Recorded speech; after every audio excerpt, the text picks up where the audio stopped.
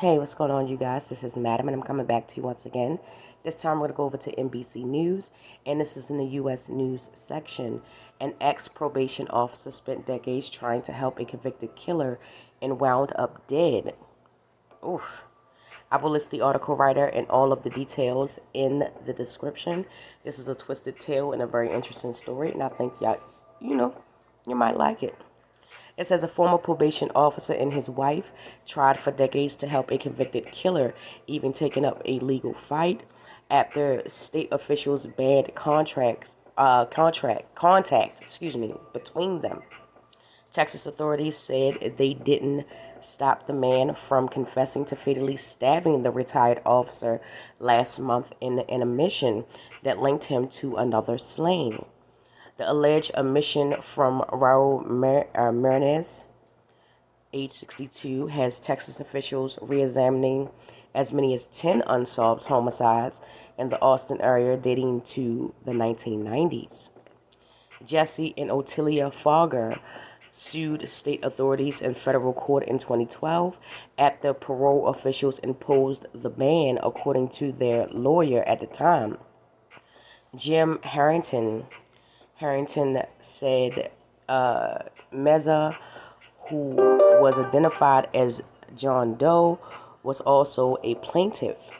Jesse and my sister, they went to court to help that man, Oscar Malta, Ottilia Fogger's brother, said in a brief interview.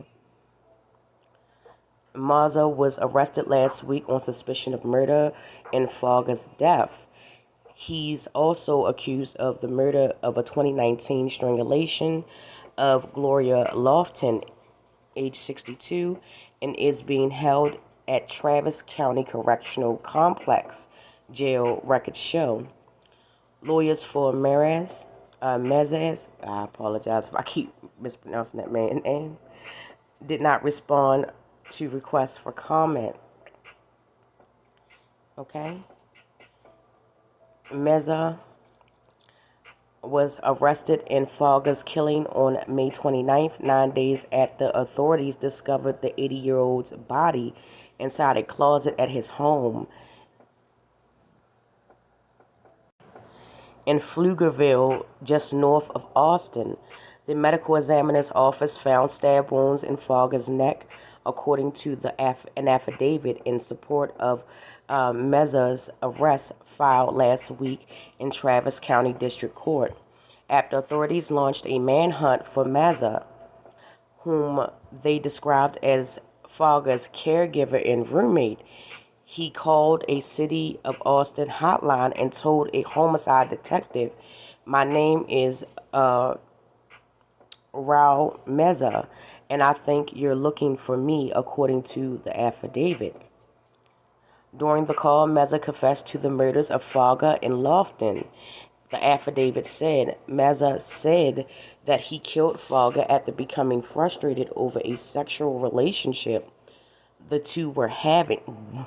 Wow, according to the affidavit. Authorities have not corroborated the claim. In 2012 lawsuit, Meza, who served 11 years in prison for the 1982 assault and killing of an 8-year-old girl, was identified as John Doe to protect Fogger from public backlash, Harrington said. Raul Meza was really badgered by the press and public after his release from prison, said Harrington, who was then director of the Texas Civil Rights Project. That's why they reached out to him. Video from the broadcast by KXAN shows protesters outside the family's home that he was returning to. The move came after 5 Texas cities had rejected his efforts to resettle there, the station reported. Jesse Fogger, who spent decades working in local state law enforcement, first as a probation officer and later as a special investigator with the Attorney General's office, believed society had neglected Maza, Harrington said. He felt it was his spiritual and religious duty to take in Maza, Harrington said. He and his wife, a retired purchaser with the Texas Rehabilitation Commission, befriended Maza through their church after his 1993 release from prison, according to the lawsuit, which was filed in Texas Western District. The Foggers invited Maza to Bible studies and helped him to find housing and work, the suit says. Eventually, the couple came to love him like a son and appreciated the hard work he was doing to change his life, it says. When Maza returned to prison 2 years later for violating the terms of his release, the Foggers stayed in touch and continued to support him, the suit says. After 8 years in prison, Maza was ordered to live at a jail as a condition of his supervised release, according to the suit. In 2010, when Jesse Fogger went to the facility to give Maza $20 to buy a pair of pants to wear to a job interview, an official with the state probation division asked the parole board to ban all contact between Maza and the Foggers, according to the suit. The suit described the conditions as unique to Maza and the Foggers. No other parolee in the state was prohibited from contact with a law-abiding citizen who was not a victim of the parolee. It isn't clear why the officials asked for the ban or why the board imposed it.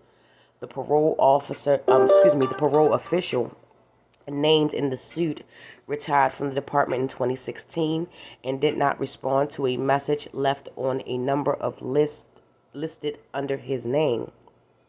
Okay. Spokesman for the department and the board declined to comment. There's all kind of danger. When Fogger asked Harrington to file a lawsuit, the civil rights lawyer said he was advised caution during what he described as a very heavy conversation. Harrington said he could not recommend that Fogger, as a retired probation officer who still occasionally worked in the position part-time, cross the line and take in a parolee. Then there was a deeper discussion about, are you sure this is the right thing to do? There's all kinds of danger, Harrington recalled. He knew the risk. Despite his reservations, on April 20th, 2012, Harrington filed the suit pro bono. Texas Civil Project is a nonprofit organization arguing that the couple's First Amendment and other rights had been violated. The states agreed to drop the conditions for reasons that were never disclosed, Harrington said. A final judgment issued less than a year later said that the parties had reached an agreement and that the suit was dismissed with prejudice, meaning it couldn't be refiled. Harrington, who retired from the Civil Rights Project in 2016 and is now an Episcopal priest and the director of the Christian Outreach Mission in Austin, said he felt awful after hearing about Fogger's death.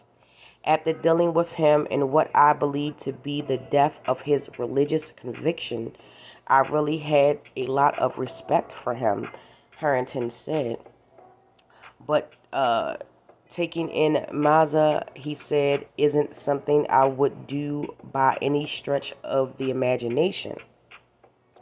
For Fogger's brother-in-law, Oscar Mota, the death was especially painful. Maza had returned to Fogger's life after the retired probation officer lost his wife and son to COVID, Mota said. He was alone after 50-plus years of marriage, Mota said of Fogger.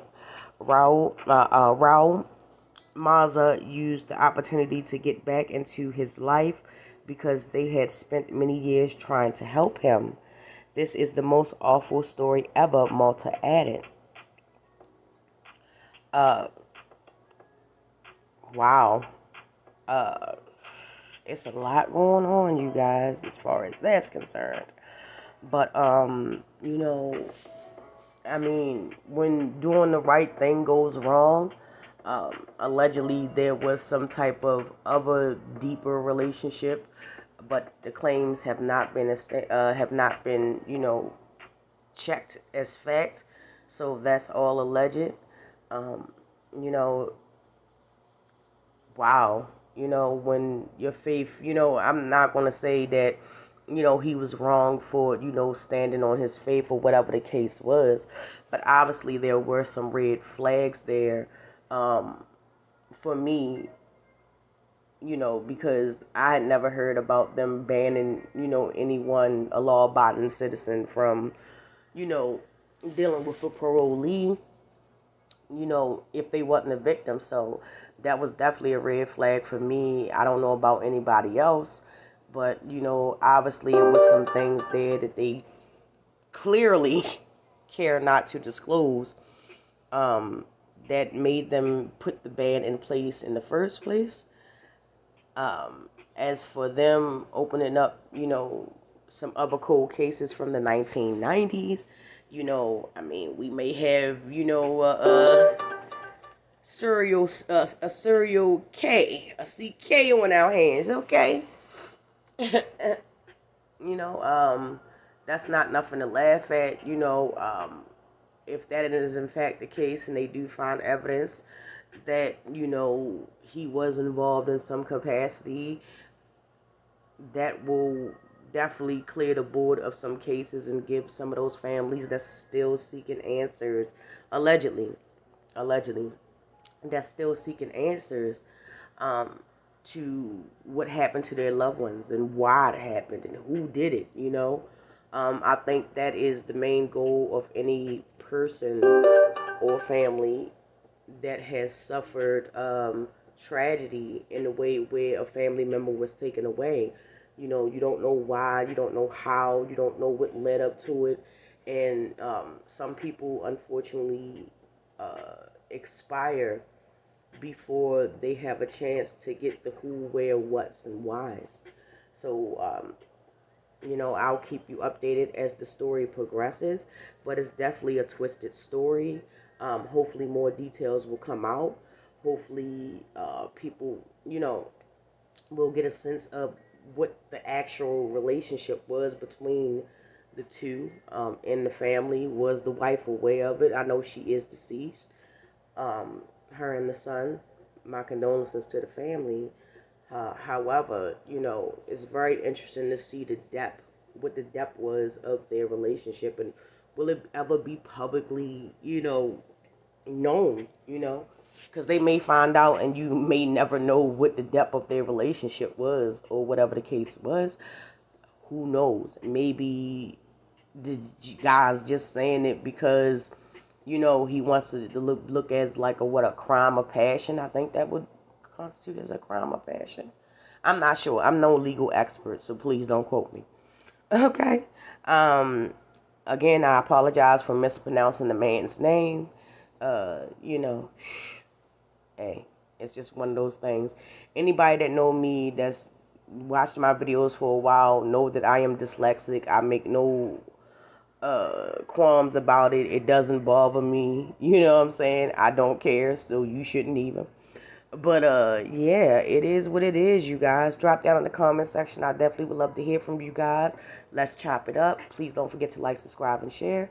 And with that, you guys, thank you so much. I will get with you in the next video.